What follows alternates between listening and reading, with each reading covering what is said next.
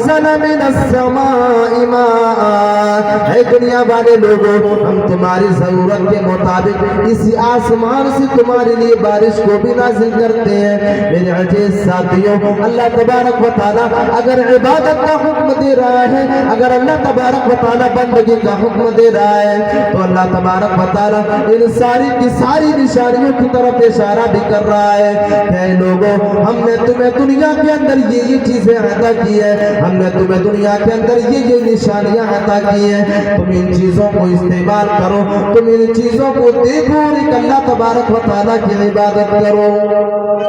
اللہ تبارک و تعالیٰ نے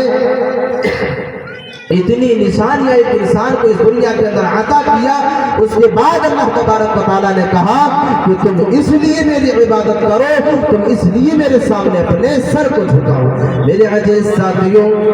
اس آیت کریمہ کے اندر غور و فکر کرنے کی کوشش کریں۔ اللہ تبارک و تعالیٰ نے انسانوں کی پیدائش سے لے کر کے ان تمام کی تمام چیزوں کا تذکرہ کر دیا، ان تمام کی تمام چیزوں اور ضروریات کی چیزوں کی طرف اشارہ کر دیا جن چیزوں کے بغیر ایک انسان اس دنیا کے اندر اپنی زندگی کو گزار ہی نہیں سکتا تھا۔ اللہ تبارک و تعالیٰ اسی آیت کریمہ کے آگے بیان فرما رہا ہے وَأَنزَلَ مِنَ السَّمَاءِ مَاءً فَأَخْرَجَ بِهِ مِنَ الثَّمَرَاتِ رِزْقًا لَكُمْ۔ اے لوگوں، اگر میں تمہیں عبادت کا حکم دے رہا ہوں، اگر میں تمہیں بندگی کا حکم دے رہا ہوں، تو تمہیں اس لیے دے رہا ہوں کہ ہم نے تمہارے لیے اسی زمین سے رزق کو نکالا ہے۔ تم اسی زمین کے اندر بیج کو ڈالتے ہو، فصلیں اگاتے ہو اور ان چیزوں کو تم رزق کے طور پر استعمال کرتے ہو۔ تم اپنے جسم کے اوپر انہیں ساری کی ساری چیزوں کو استعمال کرتے ہو جن چیزوں کو میں نے تمہیں رزق کے طور پر عطا کیا ہے۔ میرے عزیز ساتھیوں، اللہ تبارک و تعالیٰ نے ہمیں پیدا بھی کیا، اللہ تبارک و تعالیٰ نے ہمارے لیے زمین کو بھی عطا کر دیا، اللہ تبارک و تعالیٰ نے ہمارے لیے آسمان کو بھی چھت بنایا، اللہ تبارک و تعالیٰ نے اسی آسمان سے ہمارے لیے بارش کو بھی نازل کیا، اور اللہ تبارک و تعالیٰ نے اسی زمین سے ہمارے لیے فصلوں کو بھی نکالا، اسی زمین سے اللہ تبارک و تعالیٰ نے ہمارے لیے رزق کو بھی نکالا ہے۔ او لوگوں، اتنی ساری کی ساری چیزوں کو استعمال کرنے کے بعد اگر تم اللہ تبارک و تعالیٰ کے سامنے سجدہ نہیں کرتے ہو، اگر تم اللہ تبارک و تعالیٰ کی بندگی نہیں کرتے ہو، تو تم سے بڑا ظالم اور اس دنیا کے اندر کون ہو سکتا ہے؟ اللہ تبارک و تعالیٰ کے رزق کا استعمال بھی ہو رہا ہے، اللہ تبارک و تعالیٰ کی پانیوں کا بھی استعمال ہو رہا ہے، اللہ تبارک و تعالیٰ کی نشانیوں کو تم اپنی آنکھوں سے دیکھ رہے ہو، لیکن اللہ تبارک و تعالیٰ کی عبادت نہیں کر رہے، تو ہم سے بڑا ظالم اور اس دنیا کے اندر کون ہو سکتا ہے؟ میرے عزیز ساتھیوں، اسی لیے تو اللہ تبارک و تعالیٰ ایک آیت کریمہ کے اندر بیان کر رہا ہے الذین یذکرون اللہ قیاما وقعودا وعلی جنوبہم ویتفکرون۔ جو انسان کھڑے ہو کر اللہ تبارک و تعالیٰ کی ذکر کرتا ہے، جو انسان بیٹھ کر کے اللہ تبارک و تعالیٰ کی عبادت کرتا ہے، جو انسان لیٹ کر کے اللہ تبارک و تعالیٰ کی عبادت کرتا ہے، وہ انسان اللہ تبارک و تعالیٰ کی نشانیوں کے اوپر جب تدبر و تفکر کرتا ہے، جب وہ انسان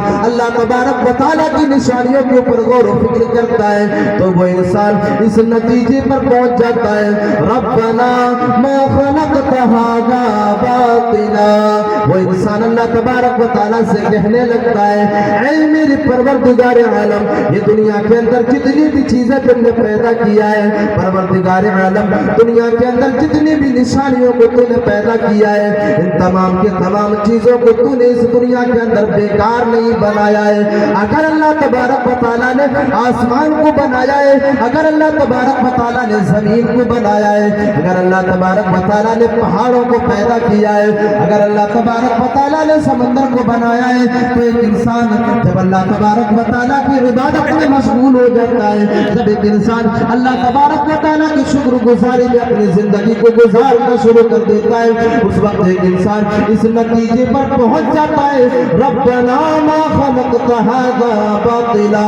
پروردگار عالم تو نے ان تمام کی تمام چیزوں کو یوں ہی بیکار نہیں پیدا کیا ہے، کچھ تو مقصد ہوگی۔ اللہ تبارک و تعالیٰ کچھ مقصد کے تحت تو اس دنیا کے اندر اللہ تبارک و تعالیٰ نے ان تمام کی تمام چیزوں کو پیدا کیا ہے۔ میرے عزیز ساتھیوں، اسی لیے تو اللہ تبارک و تعالیٰ کہہ رہا ہے وَعْبُدُ اللَّهَ، اے لوگوں تم ایک اللہ تبارک و تعالیٰ کی عبادت کرو اور اس کے ساتھ کسی کو ساجی اور پارٹنر نہ بناؤ۔ میرے عزیز ساتھیوں، ذرا اپنے قریبان کے اندر جھانک کر کے دیکھیں، اپنے قریبان کے اندر ٹٹول کر کے دیکھیں، ذرا اپنے قریبان کا جائزہ لے لیں، ذرا اپنے جو ہے کرتوتوں کا جائزہ لے لیں۔ کیا ہم اور آپ اللہ تبارک و تعالیٰ کی ان نشانیوں کو دیکھ لینے کے بعد، کیا اللہ تبارک و تعالیٰ کی ان ساری کی ساری چیزوں کو دیکھ لینے کے بعد کبھی ہم نے شکرانے کے طور پر 2 رکعت نماز کو ادا کیا ہو، کبھی ہم نے اللہ تبارک و تعالیٰ کی بندگی میں اپنی زندگی کو گزاری ہو؟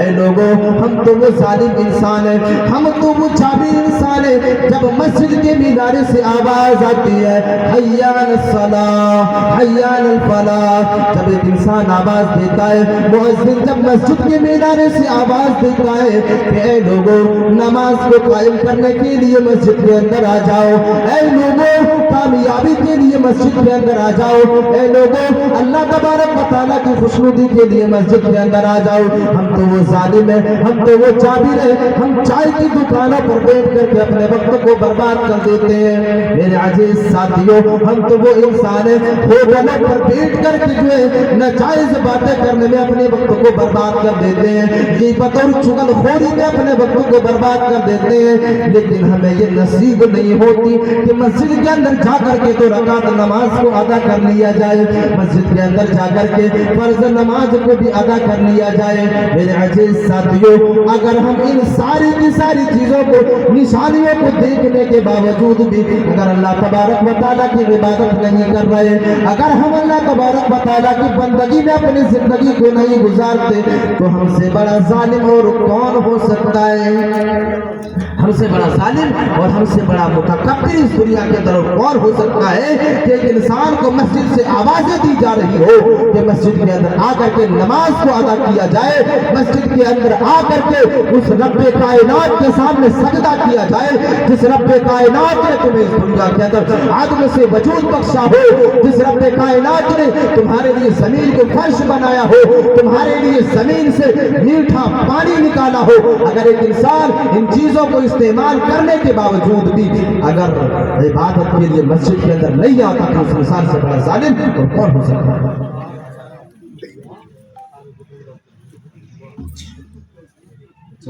لازم اجلاس جو ہے وہ دعا کر رہے ہیں۔ میرے عزیز ساتھیوں، تو میں یہ کہہ رہا تھا کہ اگر ایک انسان اذان کی صدائیں سن لینے کے بعد، اگر ایک انسان اذان کی صدائیں ان کے کانوں سے ٹکرا جانے کے بعد اگر ایک انسان مسجد کے اندر نہیں آتا ہے تو اس انسان سے بڑا ظالم اور کوئی نہیں ہو سکتا۔ میرے عزیز ساتھیوں، میں اس حدیث کو آپ کے سامنے بیان کر دوں جس حدیث کے اندر حضرت علی رضی اللہ تعالی عنہ بیان کرتے ہیں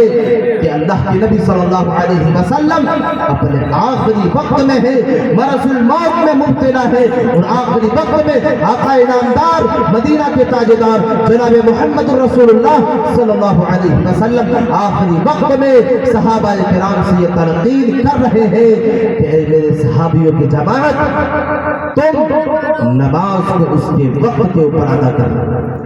آخری وقت میں ہے، آخری نبی جناب محمد رسول اللہ صلی اللہ علیہ وسلم آخری وقت میں کہہ رہے ہیں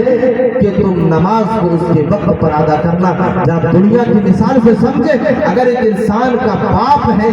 ایک باپ اگر اپنے بیٹے سے یہ تلقین کرے مرتے وقت، اگر یہ کہے کہ اے میرے بیٹے فلاں راستہ تمہارے لیے مہلک ہے، فلاں راستے کی طرف نہ جانا، اگر ایک بیٹا اپنے باپ سے، باپ کے مرتے ہوئے اور مرتے وقت اگر ایک باپ اپنے بیٹے سے یہ وصیت کر دے تو ایک بیٹا جو ہے زندگی بھر اس بات کے اوپر عمل کرے گا کہ میرے باپ نے آخری وقت میں مجھے یہ تلقین کی ہے، اس دنیا کو چھوڑ رہا تھا اس وقت میرے باپ نے مجھے تلقین کی ہے کہ اس راستے کی طرف نہیں جانا۔ میرے عزیز ساتھیوں، ذرا اپنے گریبان کے اندر جھانک کر کے دیکھیں، ہم اپنے آپ کو امت محمدیہ گردانتے ہیں، ہم اپنے آپ کو آخری نبی کے پیروکار سمجھتے ہیں، لیکن وہ آخری نبی جو رحمت للعالمین ہے وہ نبی اپنے آخری وقت میں کہہ رہے ہیں کہ تم اس دنیا کے اندر جب تک زندہ رہو نماز کو اس وقت پر ادا کرنا۔ میرے عزیز ساتھیوں، اس حدیث کو سن لینے کے باوجود بھی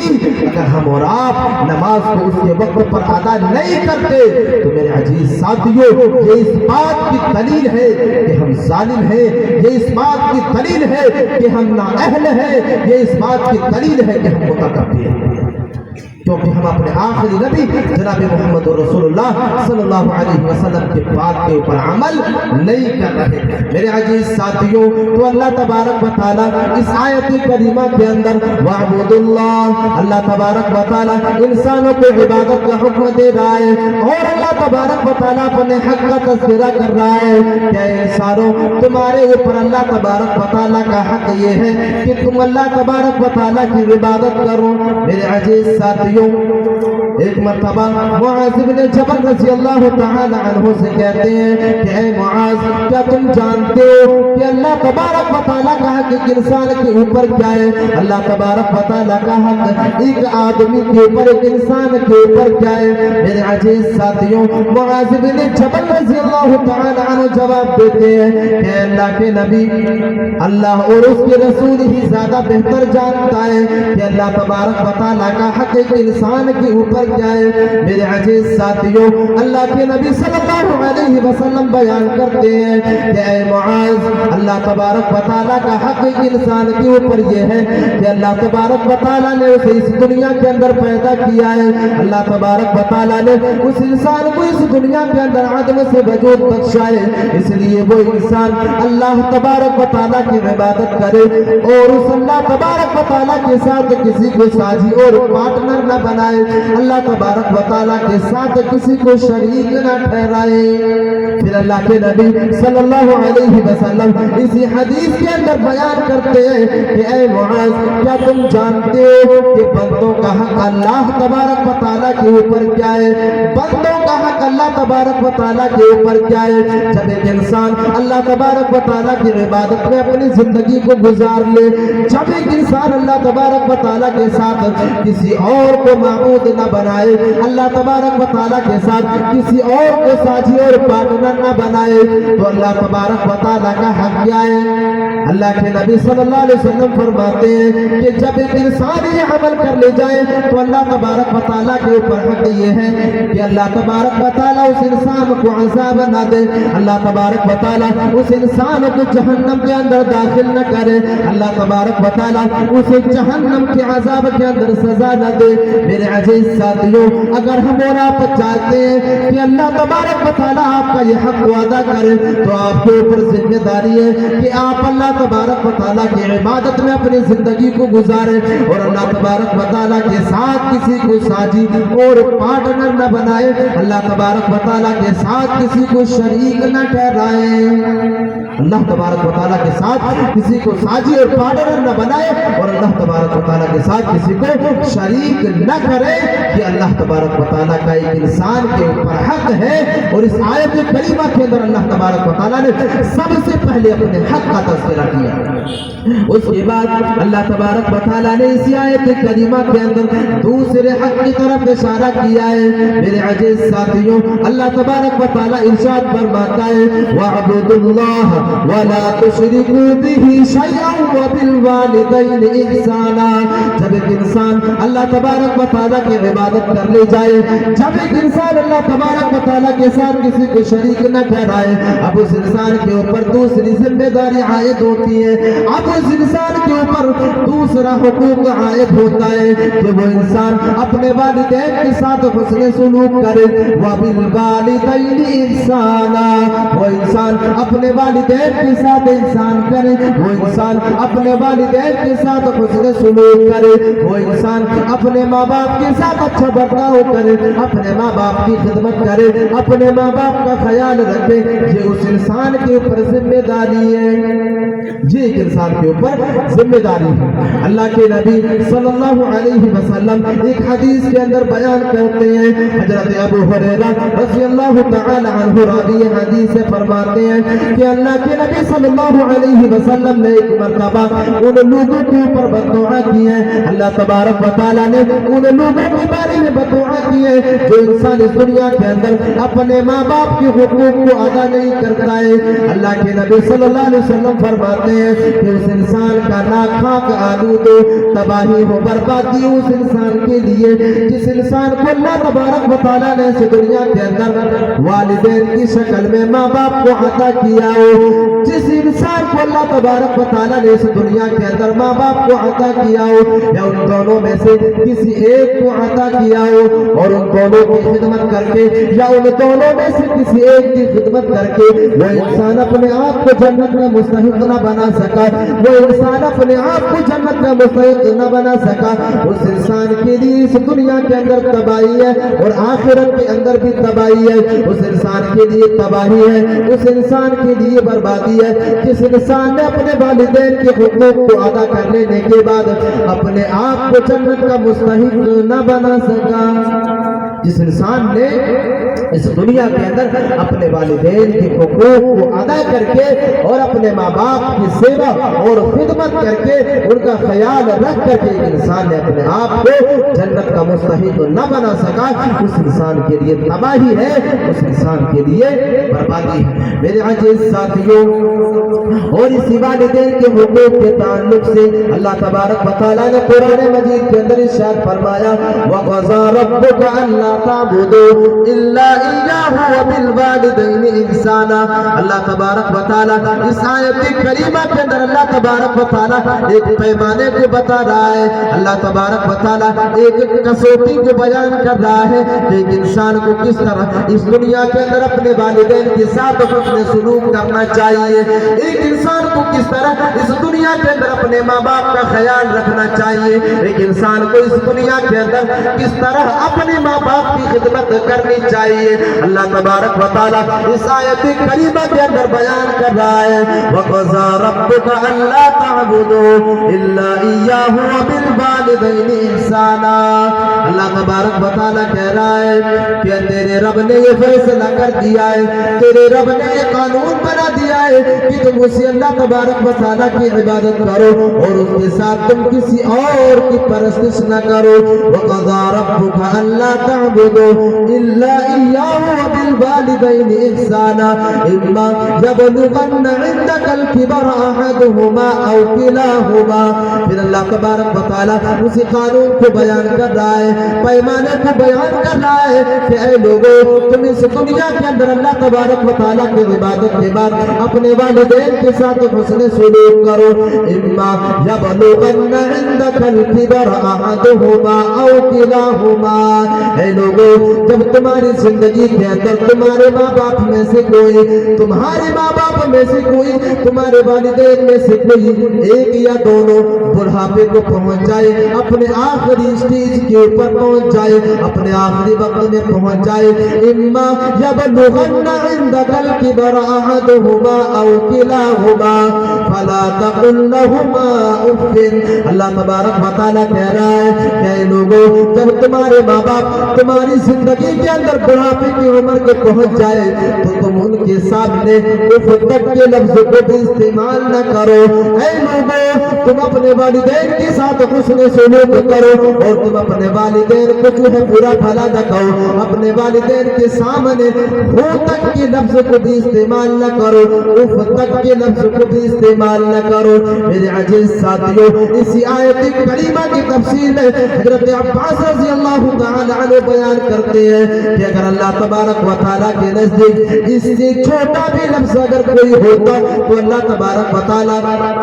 اس آیت کریمہ کے اندر اس چھوٹے لفظ کو بھی استعمال کر دیتا. یہاں پر تو اللہ تبارک و تعالیٰ اف کے لفظ کو استعمال کر رہا ہے. میرے عزیز ساتھیوں، یہ تو دنیا کی دستور ہے، یہ تو دنیا کی ایک حقیقت ہے. جب ایک انسان کسی بھی چیز سے پریشان ہو جاتا ہے تو وہ انسان اپنے زبان سے ہو کے لفظ کو استعمال کرتا ہے، وہ انسان اپنے زبان سے اف کے لفظ کو بھی استعمال کرتا ہے. میرے عزیز ساتھیوں، اللہ تبارک و تعالیٰ اس آیت کریمہ کے اندر بتانا یہ چاہ رہا ہے کہ اے لوگوں، تم اپنے والدین کی خدمت میں جو ہے اپنے آپ کو اتنا مشغول کر لیا کرو، اپنے آپ کو اس طرح منہمک کر لیا کرو کہ جب تم خدمت کرو تو اپنے آپ میں عاجزی محسوس نہ کیا کرو. تم جو ہے ماں باپ کی خدمت کرنے میں اپنے آپ کو جو ہے چھوٹا نہ سمجھا کرو، اور اپنے ماں باپ کی خدمت کرتے کرتے تم تھک جانے کی کوشش نہ کرو، اور اپنے زبان سے اف تک کے لفظ کو بھی استعمال نہ کرو.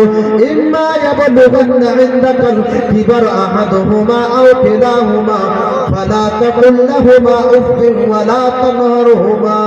اللہ تبارک و تعالیٰ کہہ رہا ہے کہ جب بھی تم اس کے سامنے جاؤ تو تم اس کے سامنے اپنے جو ہے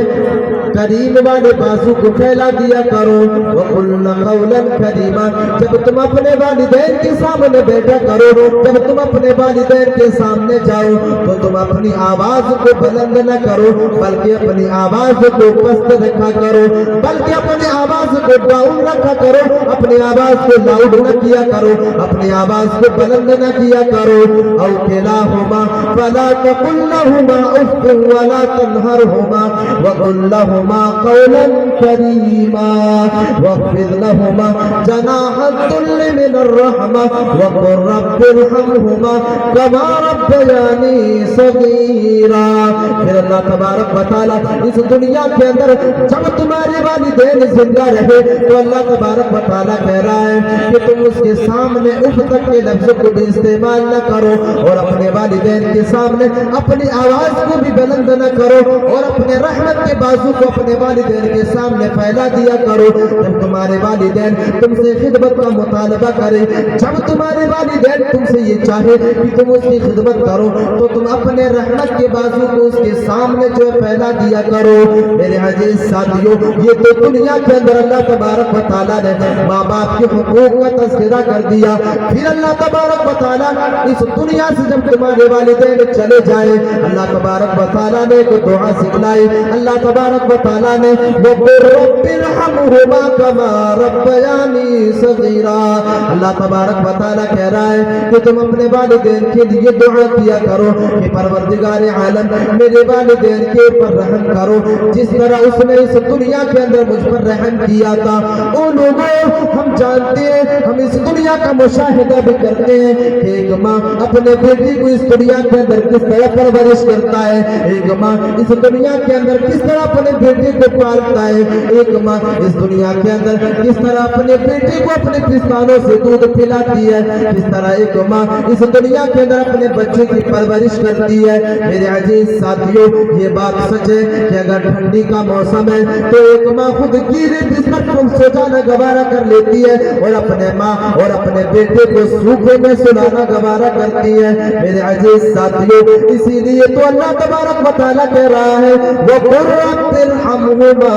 كَمَا رَبَّيَانِي صَغِيرًا. اے لوگوں، جب تمہارے والدین اس دنیا سے چلے جائے، جب تمہارے والدین اس دنیا سے رخصت ہو جائے تو تم اس کے لیے یہ دعا کیا کرو. یہ اللہ تبارک و تعالیٰ نے والدین کے حقوق کا تذکرہ کیا کہ ایک انسان کے اوپر یہ حق ہے کہ وہ اپنے والدین کے ساتھ حسن سلوک کرے، اپنے والدین کے ساتھ احسان کرے، اس دنیا کے اندر اپنے والدین کی خدمت کرے. اللہ تبارک و تعالیٰ نے اپنی عبادت کے بعد ایک انسان کے اوپر یہ ذمہ داری دی کہ اگر تم ایک اللہ تبارک و تعالیٰ کی عبادت کرتے ہو اور اللہ تبارک و تعالیٰ کے ساتھ کسی اور کو شریک نہیں ٹھہراتے تو آپ کے اوپر یہ ذمہ داری ہے کہ آپ اپنے والدین کے ساتھ حسن سلوک کریں، اپنے والدین کے ساتھ احسان کریں، اپنے والدین کی اس دنیا کے اندر خدمت کریں. میرے عزیز ساتھیوں، یہ دوسرا حقوق پھر اللہ تبارک و تعالیٰ اسی آیت کریمہ کے اندر ایک تیسرے حقوق کا تذکرہ کر رہا ہے وَبِذِي الْقُرْبَى اللہ تبارک و تعالیٰ اپنے رشتہ داروں کے حقوق کی طرف اشارہ کر رہا ہے اللہ تبارک و تعالیٰ رشتہ داروں کے حقوق کو ادا کرنے کا حکم دے رہا ہے اللہ تبارک و تعالیٰ اسی آیت کریمہ کے اندر یہ بیان کر رہا ہے کہ اے لوگوں تمہارے پر تمہارے رشتہ دار کے بھی حقوق ہیں اے لوگوں تم اپنے رشتہ داروں کے حقوق کو بھی اس دنیا کے اندر ادا کیا کرو میرے عزیز ساتھیوں اللہ کے نبی صلی اللہ علیہ وسلم نے رشتہ داروں کے حقوق کا بھی تذکرہ احادیث نبوی کے اندر کیا ہے اور کئی فضیلتیں اللہ کے نبی صلی اللہ علیہ وسلم نے احادیث نبوی کے اندر رشتہ داروں کے حقوق کے بارے میں بیان فرمایا ہے میرے عزیز ساتھیوں اللہ کے نبی صلی اللہ علیہ وسلم ایک حدیث کے اندر بیان کرتے ہیں